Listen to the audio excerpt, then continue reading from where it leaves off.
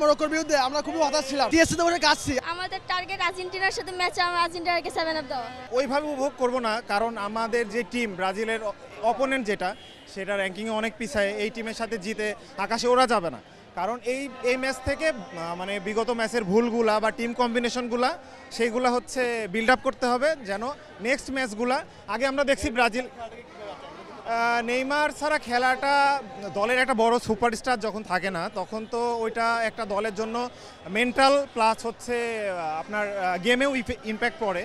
তো তারপরেও দেখা যাচ্ছে কার্লো আনচেলত্তি ওইটাকে রিকভার করার জন্য ট্রাই করতেছে। এখন নেইমারকে যদি আমরা ফুল ফিট পাই তাহলে আমাদের মিডফিল্ডে অ্যাটাকিং মিডফিল্ডের একটু হচ্ছে ব্যালেন্সটা বাড়বে। সেক্ষেত্রে রাফিনহাকে আমরা ফিফাতে এক্সপেকটেশন তো অবভিয়াসলি চ্যাম্পিয়নের এক্সপেকটেশন থাকে, যেহেতু দলটা ব্রাজিল।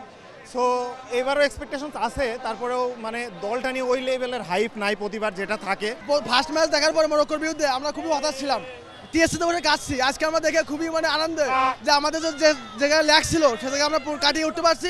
এইভাবে যদি আমরা ডে বাই ডে খেলতে পারি তাহলে আমরা আমাদের যে মিশন এক্সা এটা আমরা পূরণ করতে পারবো। আমরা খুবই মানে আশাবাদী এখন যে এই টিম নিয়ে অনেক কিছু করা সম্ভব, কারণ আমাদের যেখানে যেখানে ল্যাক ছিল এটা মানে এই ম্যাচ থেকে আপাতত যে মানে লেফট ব্যাক রাইট ব্যাক আর হচ্ছে যে মিডফিল্ডে কম্বিনেশন ছিল এটা মিসিং ছিল, এটা এই ম্যাচে একদম পুরোপুরি কাটিয়ে উঠতে পারছে। আমরা আশা করি যে এভাবে আমরা এক্সা মিশন পূরণ করতে পারবো। ভালো লাগতেছে অনেক খেলা দেখে। আমরা ইনশাল্লাহ এবারও বিশ্বকাপ জিতবো, আমাদের এটাই আগ্রহ। এবং আমাদের টার্গেট আর্জেন্টিনার সাথে ম্যাচে আমরা আর্জেন্টিনাকে 7 আপ দেওয়া। আমরা আর্জেন্টিনার মতো ম্যারাডোনার মতন হাত দিয়ে গোল দেই না, আমরা পা দিয়ে গোল দেই।